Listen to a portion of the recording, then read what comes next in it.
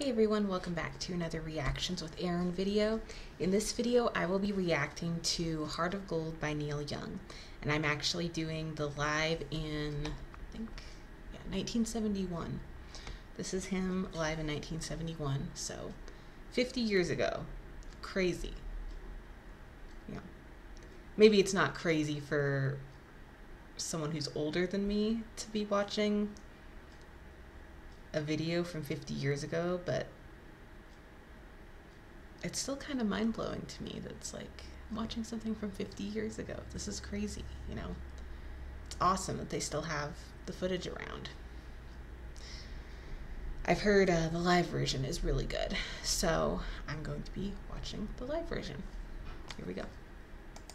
I'm gonna sing another new one now.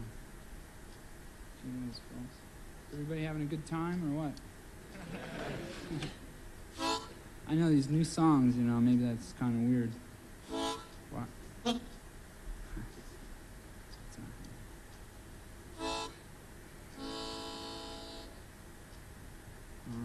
It's very confusing. I just started playing this, get my thumb caught in it all the time. I just started playing this thing. And you have to carry a different one for every key you play. You just can't move your hands to another position. So I have to carry a lot of things around my pockets now. My pockets always used to have holes in them, and I never, you know. Oh, that's a line. Forget that one. Here it is. This one's in G if anybody wants to blow along with me. Everybody brought their Marine Band harmonicas. I guess that's all right. Maybe I'll put it somewhere else. It's sticking into me, you see.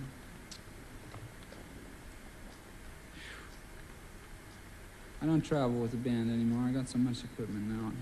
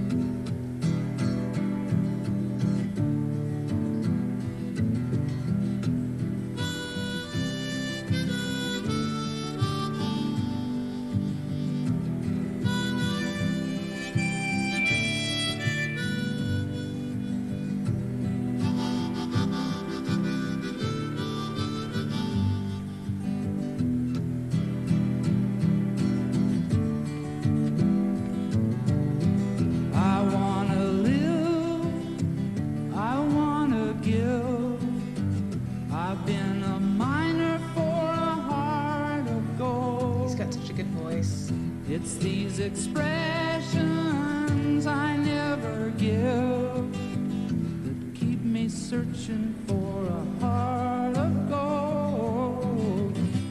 And I'm getting old. Keep me searching for a heart of gold. And I'm getting old.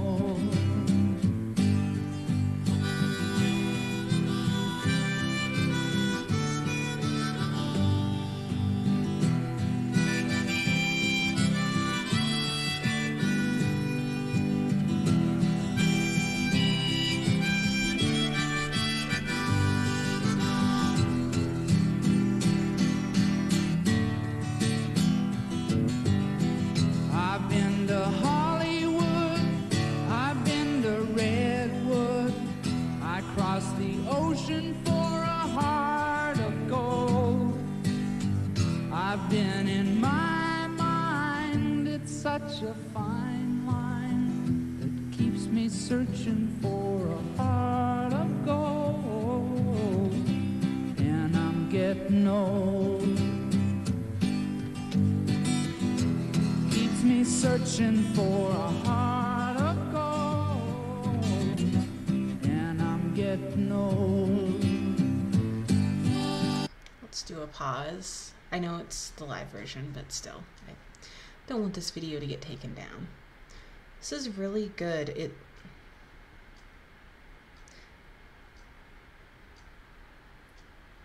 I like these simple kind of concerts without all the lights and the effects. I mean, there's a time and a place for those, and they can be cool, but it's like, it's just him talking to the audience. Very simple. Maybe it's just me, but I really like that.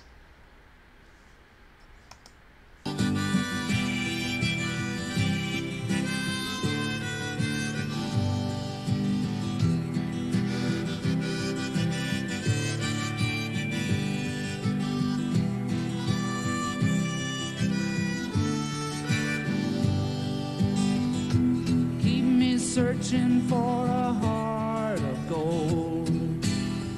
You keep me searching and I'm growing old. I've been a miner for a heart of gold. Keep me searching for a heart of gold.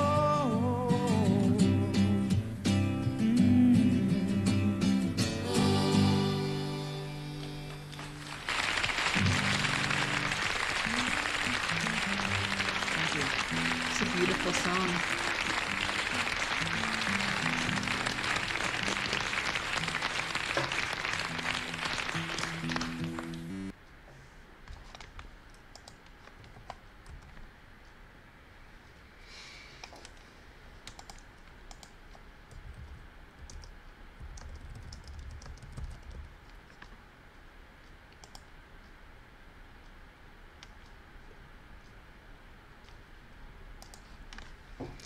I want to live, I want to give. I've been a miner for a heart of gold. So it's kind of a metaphor, like people, miners are looking for gold.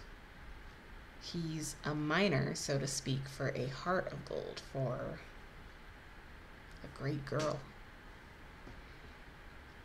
It's these expressions I never give that keep me searching for a heart of gold, and I'm getting old. Keep me searching for a heart of gold, and I'm getting old.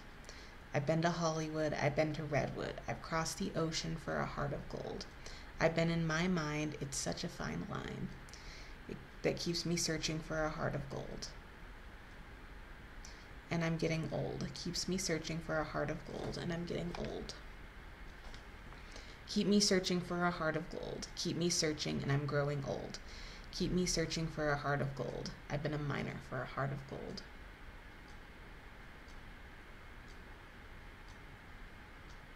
Wow, I feel for him. I feel for the character in this song.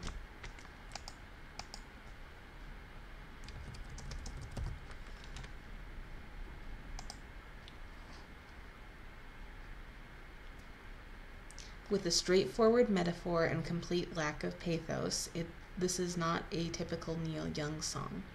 It finds him mining for a heart of gold, which, depending on your perspective, is either a touching and heartfelt sentiment or a mawkish platitude.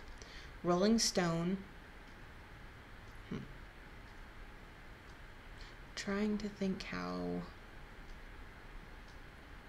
it would be taken the other way.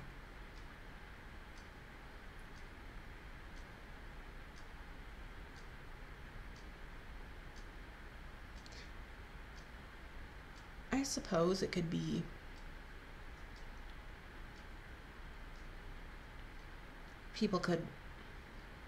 I tend to be on the side that thinks it's like the touching thing, but I suppose it could be, say you're in your late 30s or early 40s and you haven't gotten married yet or haven't found a special someone. I suppose it could be viewed as mocking, so to speak. I would still tend to think of it as kind of sentimental, but I can kind of see how people could see it the other way, kind of. Rolling Stone took the churchlish view, complaining that the album evoked superstardom's weariest cliches. The listening public and Young's fans were far more accepting, and the song became his biggest hit. Young wrote this in 1971 after he suffered a back injury that made it difficult for him to play the electric guitar. So on the Harvest tracks, he played acoustic. Despite the injury, Young was in good spirits, possibly thanks to the painkillers. Yeah, possibly. Which is reflected in this song. The next few years were more challenging for Young as he suffered a series of setbacks. His son Zeke was born with cerebral palsy. His friend Danny Whitten died, and he split with his girlfriend, Carrie Snodgrass. His next 3 albums, which became known as the Ditch Trilogy, express these dark times in stark contrast to Heart of Gold. The song was recorded at the first sessions for the Harvest album, which took place on Saturday, February 6, 1971, and were set up the night before. Neil Young was in Nashville to record a performance for the Johnny Cash show, along with Tony Joe White, James Taylor, and Linda Ronstadt. Elliot Mason, a producer who owned nearby Quadraphonic Studios, set up a dinner party on February 5th, inviting the show's guests and about 50 other people. Mazer was friends with Young's manager, Elliot Roberts, who introduced the two at the gathering. Young and Mazer quickly hit it off when Neil learned that Elliot had produced a band called Area Code 615. Young asked if he could set up a session the next day, and Mazer complied. Nashville has an abundance of studio musicians, but getting them to work on a Saturday could be a challenge. Mazer was able to get one member of Area Code 615, drummer Kenny Buttrey. The other musicians he found were the guitarist Teddy Irwin, bass player Tim Drummond, and pedal steel player Ben Keith. All were seasoned pros. Keith, who had never heard of Neil Young, recalls showing up late and sitting down to play right away. He says they recorded 5 songs before they stopped for introductions. Wow. By far, this was the biggest hit for Young as a solo artist, reaching number 1 on the Hot 100 on May 18, 1972. The Harvest album went to number 1 a week earlier, supplanting Don McLean's American Pie. Wow, we just reacted to that. That's crazy. That's like, when I think of classic U.S. rock, like American Pie, Hotel California, Stairway to Heaven, Bohemian Rhapsody, songs like that come to mind. So, wow, that's crazy. A very influential musician, he was never too concerned about making hit records. His next highest Hot 100 entry was his next single, Old Man, which reached number 31. James Taylor and Linda Ronstadt sang backup. They don't come in until the end of the song. Like Young, Taylor and Ronstadt were in town to appear on the Johnny Cash show. The song's producer, Elliot Mazer, had produced Ronstadt's 1970 Silk Purse album. Young convinced them to lend their voices to this track, and they came in on Sunday, February 7th, 1971, the day after the rest of the song was completed. When it was their turn to add harmonies, the task proved rather arduous. Ronstadt recalled to Mojo, "We sat on the couch in the control room, but I had to get up on my knees to be on the same level as James because he's so tall. Then we sang all night, the highest notes I could sing. It was so hard, but nobody minded. It was dawn when we walked out of the studio." At the time, Taylor and Young were huge stars, but Ronstadt had yet to land a big hit. Her talent was obvious to those around her, but poor song selection and promotion kept her from the top ranks. Young exposed her to arena crowds when he brought her along as the opening act on his Time Fades Away tour in early 1973, but it was another 2 years before she landed that elusive hit, going to number 1 with You're No Good. There's a few more song facts, but I think I'm going to stop there for now. So, yeah, thank you so much for asking me to react to this beautiful song. I really enjoyed it. I hope you guys have a great day, and I will see you soon. Erin out. Talk to you later.